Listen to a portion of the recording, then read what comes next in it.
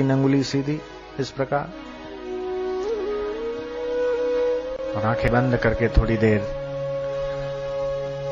उस भगवान का ध्यान करें, उस ईश्वर को, अपने इष्ट देव को धन्यवाद दें कि हे प्रभु, आपने हमें आज सत्संग में पहुंचा दिया। हम आने वाले से विमुख होता, जब उसके ऊपर भगवान की कृपा बरसती है तो उसे संत मिलते, सत्संग मिलता है। बिनु हरि कृपा मिले नहीं संता, धन घड़ी धन भाग, मैं सतगुरु पाया।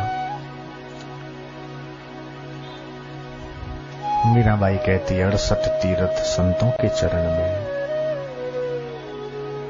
संत चरण रज उडी उडी लागे मोहे अंग, मैनूड़ी मने भागी मड़ो सत्संग। जहां सत्संग होता है वहां पर नित्य जाओ तुम, हमें फुर्सत नहीं कहकर ये मौका मत गंवाओ तुम। शरीर और संसार के पीछे तो कितने साल, कितने महीने, कितने दिन चले ही गए, जा ही रहे हैं, लेकिन ऐसा अवसर बार बार कहां आता है।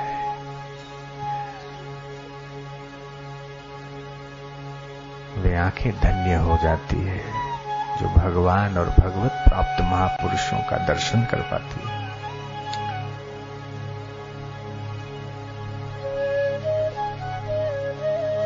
हे आनंददाता,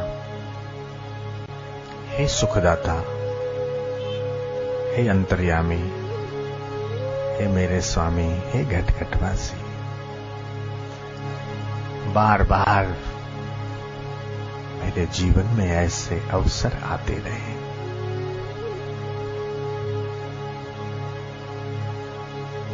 तेरा नाम मिले, तेरा ध्यान मिले, संत जनों का संग मिले, बिना प्रयास के इस भवरोग से हम पार हो जाएं, बहुत सरलता से।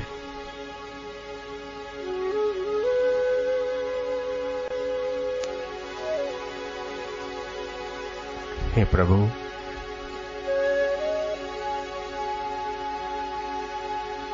संतों के वचन हमारा जीवन बन जाए, भक्ति हमारे जीवन की पूंजी बन जाए, सेवा हमारा स्वभाव बन जाए।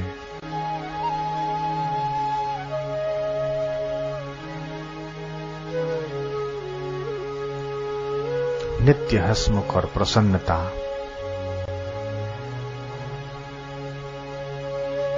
हमारे चेहरे पर छाई रहे।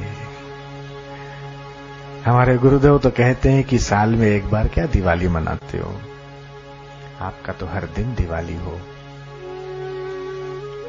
हर घड़ी हर पल उत्साह हो।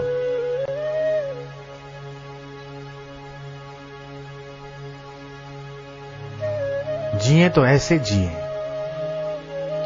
कि जीने का ढंग और तरीका ये है, चिंता भय के बोझ से जीवन को घसीटते हुए नहीं, बल्कि सद्गुरु के ज्ञान से अपने जीवन को आशा और उत्साह से, ज्ञान और भक्ति से नित्य प्रकाशमान करें। आज से हम ये पक्का करते हैं, हे गुरुवर, इस व्यासपीठ के सामने काश हम ये प्रतिज्ञा ले लें कि अपने मुख से किसी को चोट पहुंचे ऐसी वाणी नहीं निकालेंगे। आज चलो ये व्रत ले लो, किसी की निंदा नहीं करेंगे। आइए चलो अपन ये व्रत ले लेते हैं,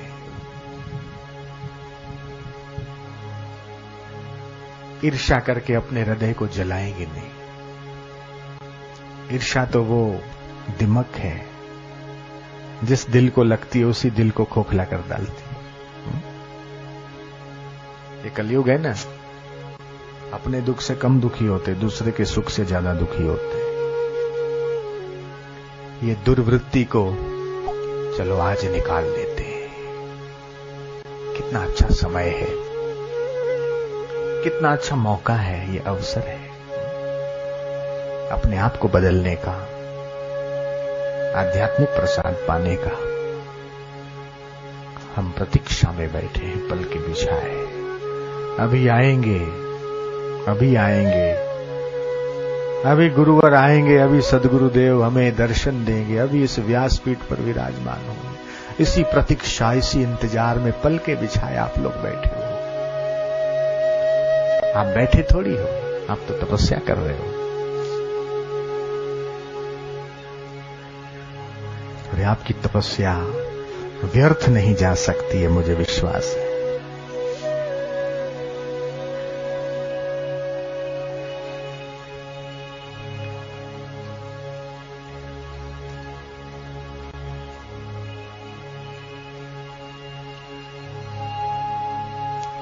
सद्गुरु में हम ब्रह्म का दर्शन करते हैं। हम गुरु की नजर से नजर मिलाएं। हमारी नजर ऐसी, बुद्धि ऐसी हो कि उनकी बुद्धि से हमारी बुद्धि, उनके हृदय से हमारा हृदय, उनके अंतःकरण से हमारा अंतःकरण एक हो जाए। संगच्छध्वं संवदध्वं संवो मनांसि जानता देवा भागम यथा पूर्वे संजानाना उपासते।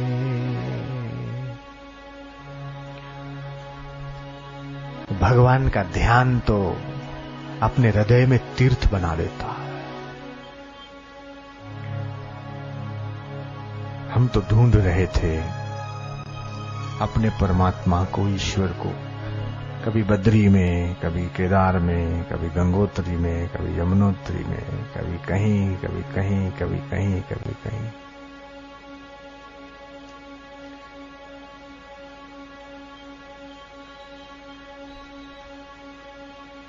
मंदिरों में, तीर्थों में, लेकिन सद्गुरु ने बताया कि भगवान केवल मंदिर में नहीं, भगवान केवल तीर्थ में नहीं, ऐसा कोई दिल नहीं, ऐसी कोई जगह नहीं जहां भगवान नहीं। भगवान तो हर दिल में रम रहा है। थोड़ा भीतर झांक कर देखो, वो प्रकट होने को तैयार है। ध्यान की गहराई में तो डूबो।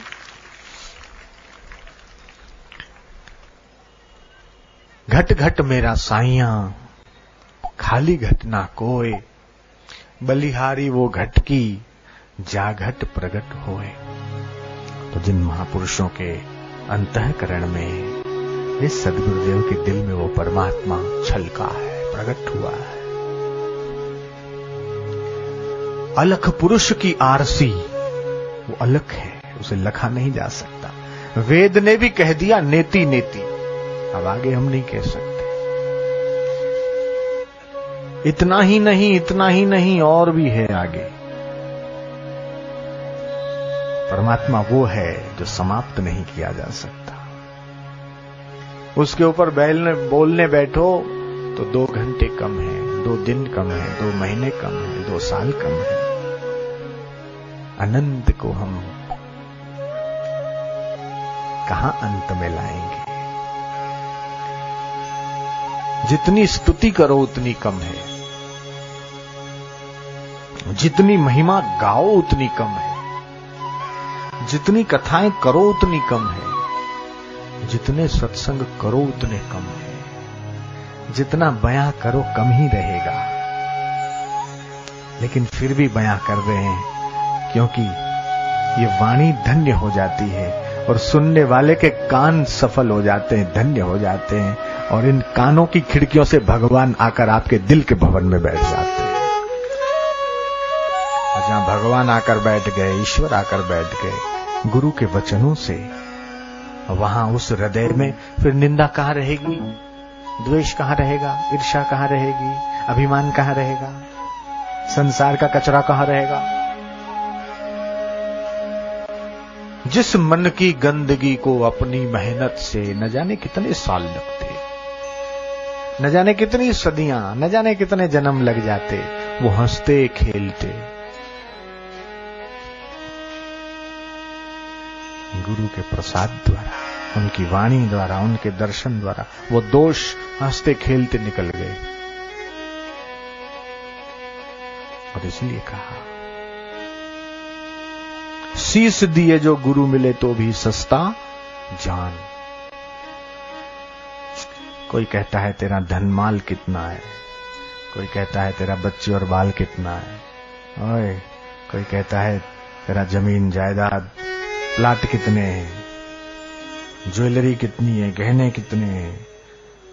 लेकिन कोई ऐसा मिल जाए, गुरु भाई मिल जाए, कोई साधक मिल जाए, वो ये पूछे कि तेरी भक्ति कैसी है, तेरी सेवा कैसी है, तेरा सुमिरन कैसा है, ये पूछने वाले कम मिलते हैं। जो हकीकत में धन है, न चोरहार्यम न च राजहार्यम न भातृभाज्यम न च भारकारी व्यये कृते वर्धते एव नित्यम। जिसको चोर चुरा नहीं सकता, राजा जिसका अपहरण नहीं कर सकता, ऐसा धन दे रहे।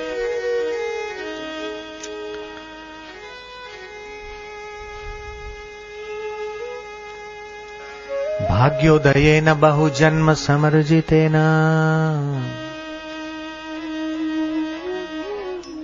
सत्संगमं च लभते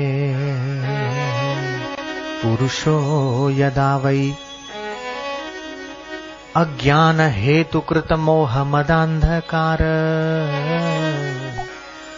नाशम तथा यही तदोदयते विवेक। इस श्लोक का अर्थ है, अनेक जन्मों के भाग्यों का जब जोर होता है, जोर पकड़ते हैं हमारे जन्म जन्मांतरों के भाग्य। किसी गरीब की सेवा की होगी आपने, माता पिता की सेवा से उनका आशीर्वाद मिला होगा, वह पुण्य। गौ की सेवा की होगी, उसका पुण्य। किसी तीर्थ में गए होंगे, उसका पुण्य। चलते चलते आपने नीचे चलने वाले कीड़ी मकोड़ों जीवों को बचाया होगा, उसका पुण्य। पशु पक्षियों को दाना पानी दिया होगा, घास दिया होगा, उसका पुण्य। कोई धर्म कार्य किया, कोई श्राद्ध, कोई तर्पण, पितरों का आशीर्वाद मिला, वो पुण्य।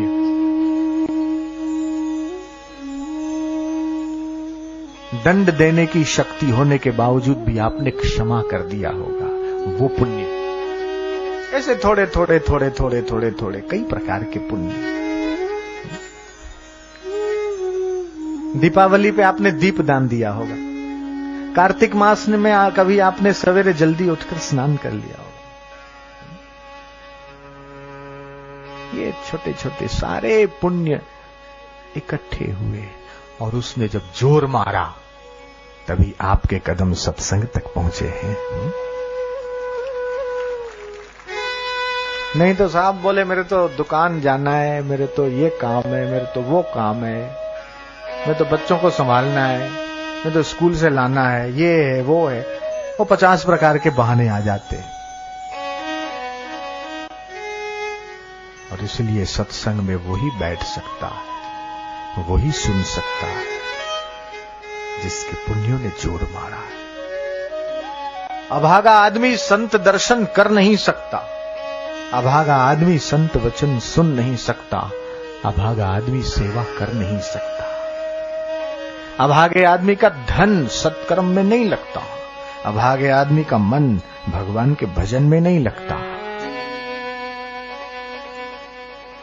और अभागे आदमी का तन सेवा में नहीं लगता। आपका तो भाग्य जोर पकड़ रहा है, और ये समिति के भाइयों का भी भाग्य जोर पकड़ रहा है, जो उनका तन सेवा में लग रहा है, मन भगवान के भजन में लग रहा है, और धन से ये सत्कर्म दैवी कार्य ज्ञान यज्ञ हो रहा है।